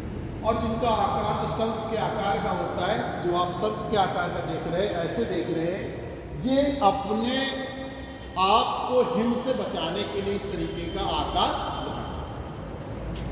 बर्फ यहाँ गिरेगी तो फिसलकर तुरंत नीचे चलेगी। सर उष्णकटिबंधीय सदाबहार वन में भी तो पत्तियां घनी होती हैं सर। हाँ, वहाँ पत्तियां घनी होती हैं, वहाँ पत्तियों का आकार दूसरी तरीके से होगा, यहाँ पत्तियों का आकार दूसरी तरीके से। नुकीला, वहाँ चौड़ा। हाँ, वहाँ टहनियाँ भी, शाखाएँ भी बहुत देखते मिलती हैं। यहाँ ये मेन जो होता है पेड़ का भाग ये होता है मोटा, लेकिन टहनियाँ वगैरह नहीं होती, बहुत कम पतली होती है। अभी जो आकार ऐसे सब का जो क्रिसमस का देखते होंगे, क्रिसमस ट्री वाला, तो उसमें देखते हैं कि जैसे पेड़ यहाँ पे बस यही तो तुरंत रुकेगी नहीं, पेड़ को हानि नहीं पहुँचाएगी, तुरंत फिसल कर नीचे चलेगी। तो ऐसा आकार ये अपने आप को हिम से रक्षा करने के लिए प्राप्त है।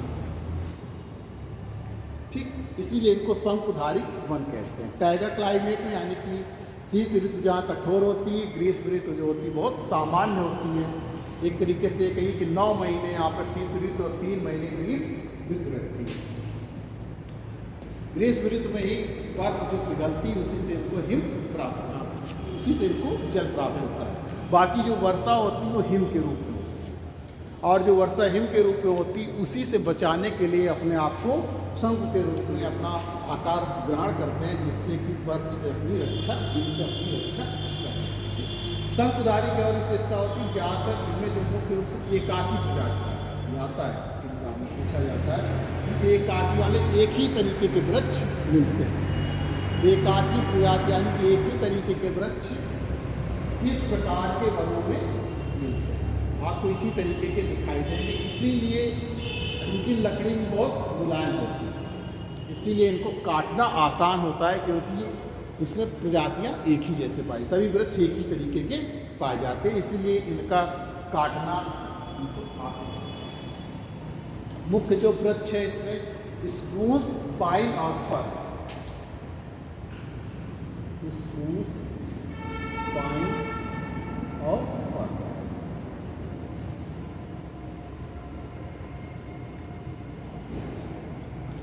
स्प्रूस, पाइन, फर। ये 50-70 अक्षांश में, जिसे कनाडा में और उत्तरी अमेरिका, ग्रीनलैंड, यूरोप और एशिया में पाए।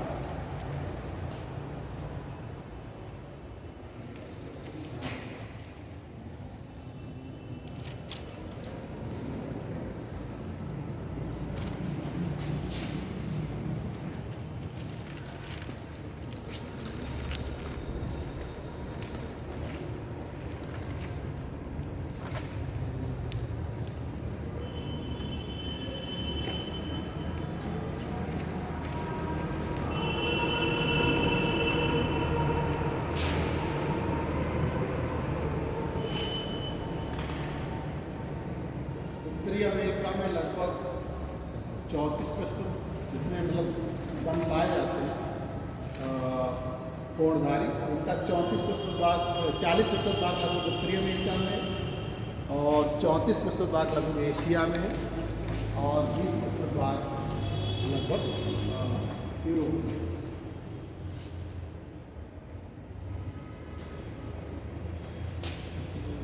इन्हीं को टैगा फॉरेस्ट भी कहते हैं,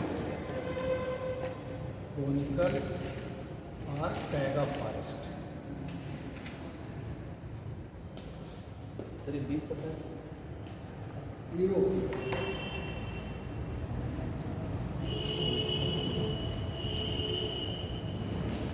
ये आपके होते हैं वन, मुलायम लकड़ी होती है, इसलिए इनका दोहन भी ज़्यादा किया जाता है, और वन आधारित उद्योग जैसे आपके पेपर है, पल्प है, लुगदी है, ये सब यहाँ पर बनाया जाता है। फिर हमने आपको ग्रास, दूसरा हमारा घास है, ग्रासेस। तो घास जो होती है वास्तव में कम वर्षा वाले क्षेत्रों में होती है, जहाँ पर शुष्कता अधिक होती है, यानी कि तापमान भी अधिक हो और वर्षा क्या हो, कम, वर्षा कम हो। लगभग 25 से 75 सेंटीमीटर वर्षा पाई जाती है। ऐसे क्षेत्रों में आपकी घासें उत्पन्न होती हैं, जहाँ पर वर्षा 25 से 75 सेंटीमीटर और तापमान यानी कि शुष्कता अधिक और शुष्कता, ड्राइनेस अधिक।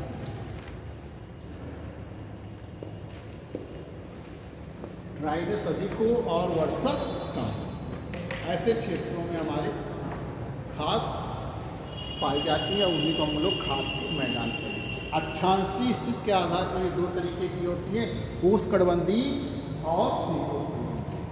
ट्रॉपिकल ग्रासलैंड या ग्रॉसेस, और दूसरा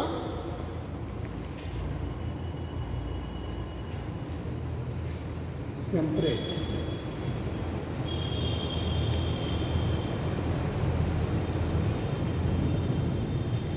उष्णकटिबंधीय घास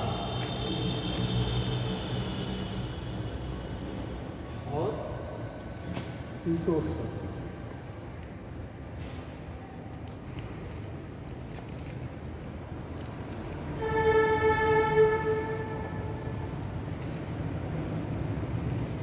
जो ट्रॉपिकल ग्रासलैंड है, उष्णकटिबंधीय घास है, वो लगभग 5 अंश से 20 अंश के मध्य पाई जाती है।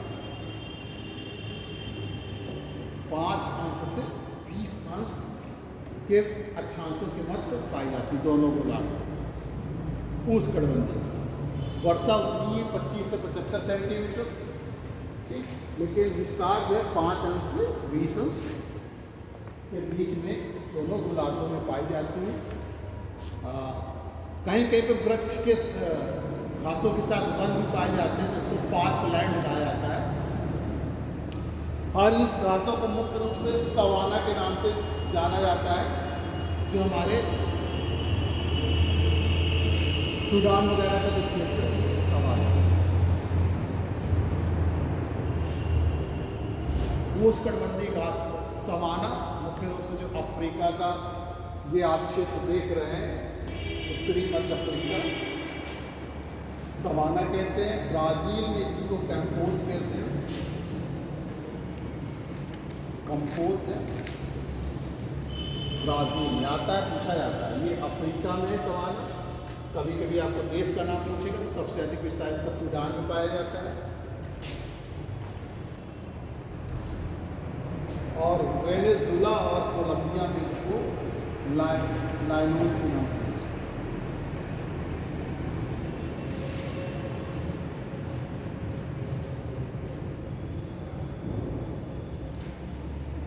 लाइनोस,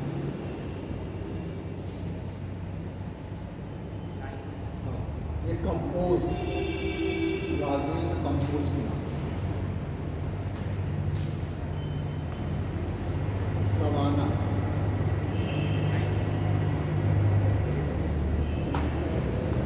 Venezuela, llanos, llanos, llanos, Venezuela और कोलंबिया। लानोस, कंपोज ब्राजील,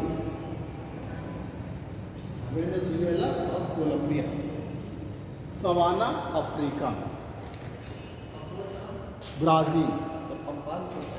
हाँ, पंपास भी बता रहे, टेम्परेट रीजन में आता है, शीतोष्ण। अभी शीतोष्णकटिबंधीय घासों के नाम बताए, अभी केवल उष्णकटिबंधीय घासों के नाम बताए। जो 30 अंश से 50 अंश अक्षांशों के मध्य घासें पाई जाती हैं, उनको हम टेम्परेट ग्रासलैंड कहते हैं, शीतोष्णकटिबंधीय घास के मैदान कहते हैं। वहाँ पे भी वर्षा 25 से 30, वहाँ पे भी वर्षा जो क्या है 25 से 75 सेंटीमीटर पाई जाती है, लेकिन शुष्कता के कारण जो होती है। इनमें दो तरीके की जो लंबी घासें होती हैं उनको प्रेट 30 से 50,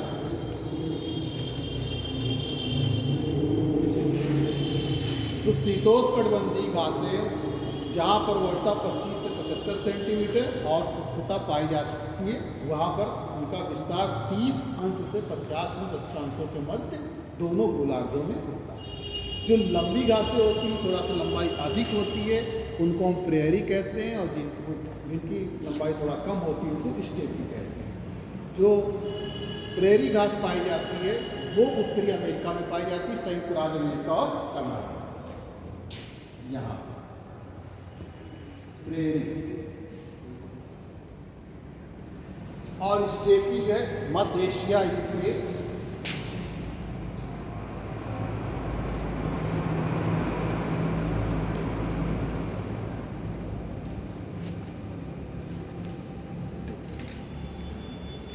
प्रेरी नॉर्थ अमेरिका, उत्तरी अमेरिका। देश के नाम कनाडा और संयुक्त राष्ट्र अमेरिका। अगर एक भी रहे तो संयुक्त राज्य अमेरिका में उसका विस्तार ज़्यादा है। संयुक्त राज्य अमेरिका में उसका विस्तार ज़्यादा है, कनाडा में कम है। अगर एक देश का नाम है तो संयुक्त राज्य अमेरिका, नहीं तो दोनों, संयुक्त राज्य अमेरिका और कनाडा। स्टेपी मध्य एशिया में पाई जाती है, सेंट्रल एशिया जो है। अब इनको कई देशों में अलग अलग नाम से भी जाना जाता है। जैसे अर्जेंटीना में पंपास के नाम से जाना जाता है, जो पंपास रीजन है।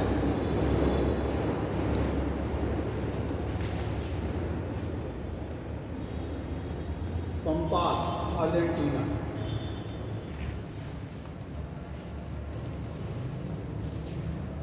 अफ्रीका वर्ल्ड, तो दक्षिण अफ्रीका है ये वर्ल्ड के नाम से। Downs Australia.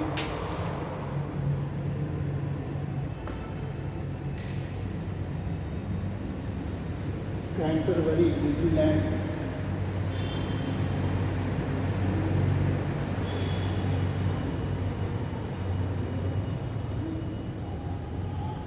Canterbury New Zealand, New Zealand Canterbury.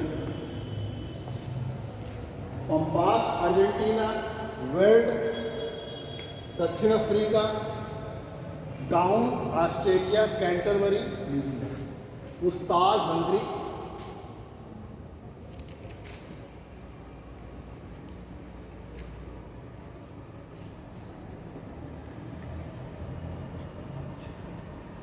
उस्ताज Hungary.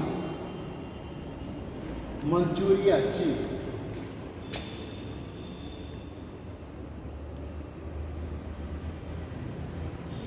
Manchurian कहीं तो लिखा मिलेगा,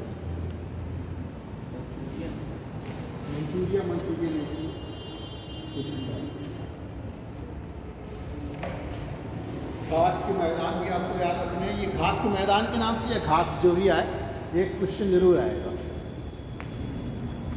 ठीक, तो टेम्परेट रीजन की घासें, जो लंबी घासें वो प्रेरी कहलाती है, जो छोटी थोड़ा लंबाई में होती है वो स्टेपिस कहलाती है। फिर इनके अलग अलग स्थानीय नाम दिए गए हैं, जैसे पंपास अर्जेंटीना में, वर्ल्ड साउथ अफ्रीका में, डाउन्स ऑस्ट्रेलिया में, कैंटरबरी न्यूजीलैंड, उस्ताज हंगरी और मंचूरिया चाइना।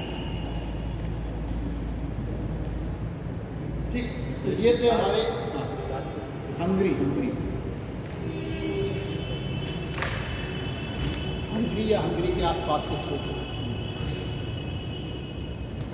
थोड़ा जल्दी।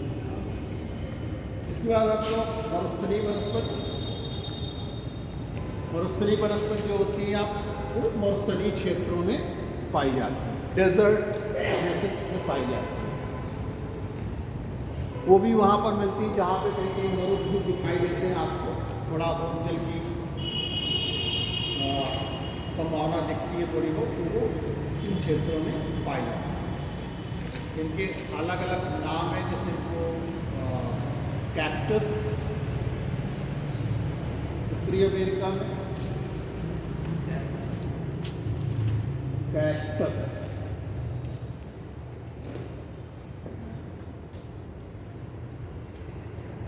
कैक्टस सियोक्रेट,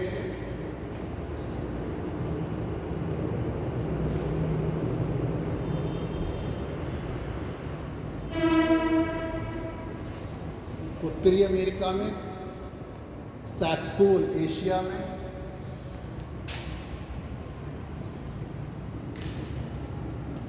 सैक्सोन एशिया में, नॉर्थ अमेरिका में।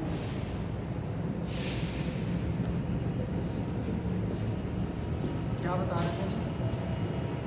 ये जो हमारे मरुस्थलीय वनस्पति पाई जाती है उसके नाम बता रहे हैं। मरुस्थलीय वनस्पति मरुस्थलीय क्षेत्र में पाई जाती है जहाँ पर तापमान जो है मतलब शुष्कता अधिक है और वर्षा कम होती है। तो मरुस्थलीय क्षेत्र में कहीं कहीं पे जल की संभावना जहाँ पे दिखती, जो मरुद होते हैं, ओएसिस जो होते हैं, वहाँ पर इस तरीके की पाए जाते हैं। कैक्टस हो गया, सियोक्रेट हो गया, सैक्सोल हो गया, सियोक्रेट।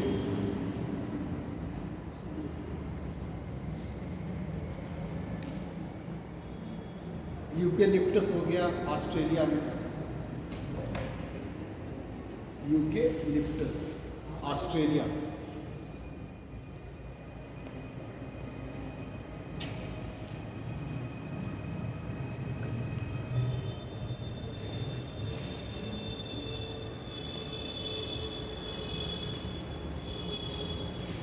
सेज के नाम से दक्षिणी अमेरिका में, सेज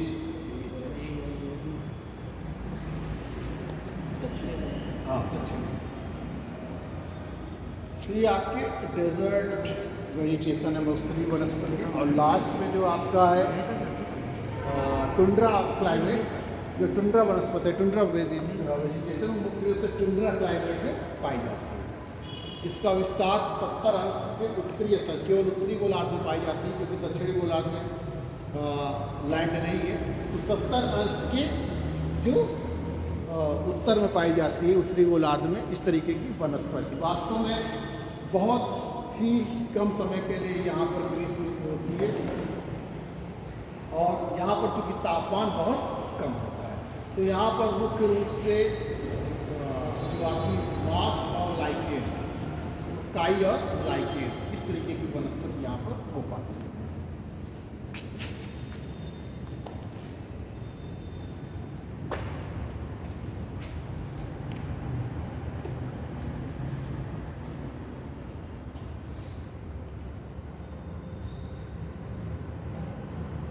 इसको सीमांत वनस्पति प्रदेश भी कहते हैं, तो सीमांत में पाई जाती है। तो क्या बोलते हैं?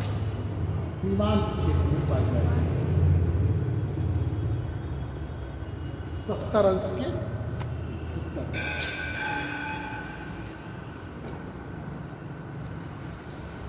Tundra vegetation.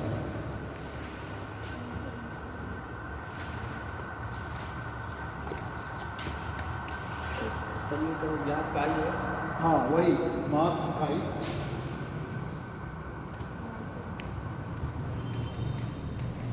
इस तरीके की चीजें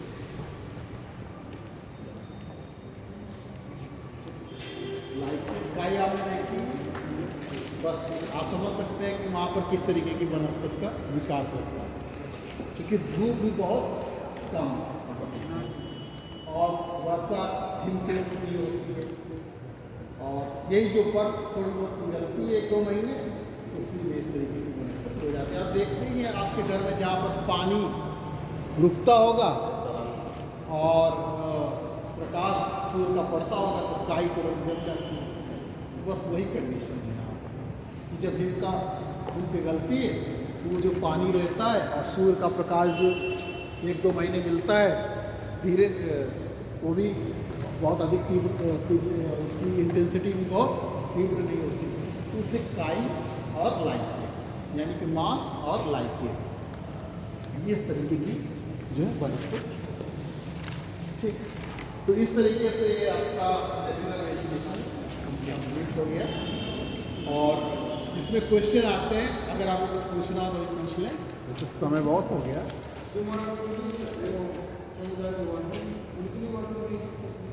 वर्षा जो होती है वो वास्तव में 25 सेंटीमीटर से कम होती है स्थलीय क्षेत्र, जैसे राजस्थान आप देखते हैं डेजर्ट, पश्चिमी क्षेत्र, ठीक, उससे भी कम हो सकता है। जैसे राजस्थान के इतने पश्चिम में जाएंगे जहाँ से मौसम होता है तो उससे जैसे जैसे पश्चिम में जाते जाएंगे लास्ट में 10 सेंटीमीटर। तो लेकिन वहाँ पर होती कहाँ पर, जहाँ पर थोड़ा सा मरुभूमि यानी कि जहाँ पर थोड़ा सा जैसे जल नीचे से मिल रहा है, तो जैसे ओएसिस जो होते हैं, मरुद्यान जो होते हैं, उस जगह वहाँ पर वनस्पतियाँ आपको मिलेंगी कांटेदार।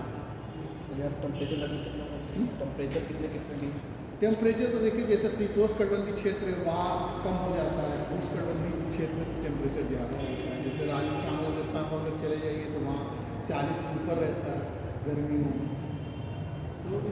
तो मेन होता है, चाहे मरुस्थल क्षेत्र दोनों तरीके का हो सकता है, चाहे कोल्ड डेजर्ट भी हो सकता है और हॉट डेजर्ट भी हो सकता है, लेकिन उसकी विशेषता है शुष्कता। ठीक, तो dryness is the main characteristics of the desert. मरुस्थल की जो सबसे प्रमुख विशेषता है वो क्या है? शुष्कता। उसका रीजन जरूर शुष्क है। और कुछ अब इस समय आप जैसे देख रहे थे, जैसे वहाँ पर क्या होता है, डेजर्ट में दिन और रात का तापमान बड़ा अंतर होता है। जितनी जल्दी वो गर्म होता है उतनी जल्दी ठंडा भी हो जाता है। इवन दिन आप जानेंगे कि 20-20 डिग्री सेंटीग्रेड का अंतर होता है।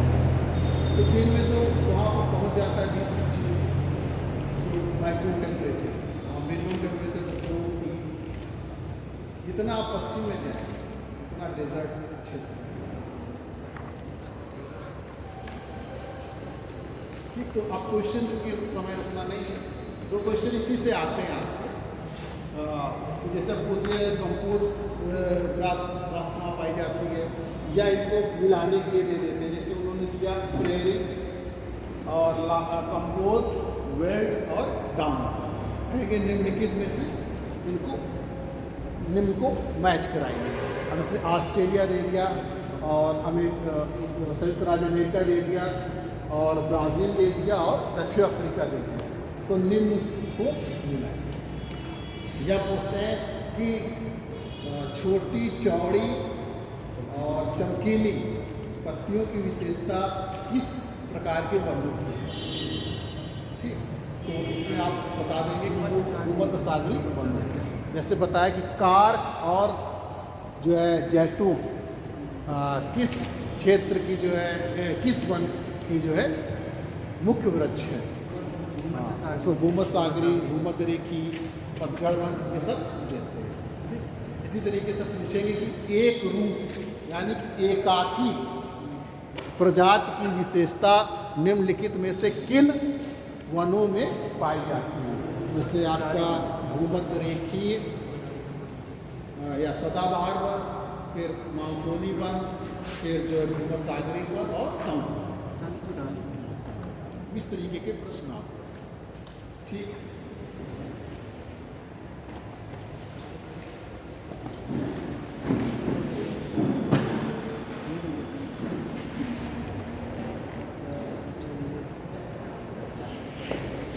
मोस्ट इम्पोर्टेंट, अरे ये ना जो ये बताया था ना, ये यहाँ भी है, हमने पेपर दिया तो वहाँ भी था।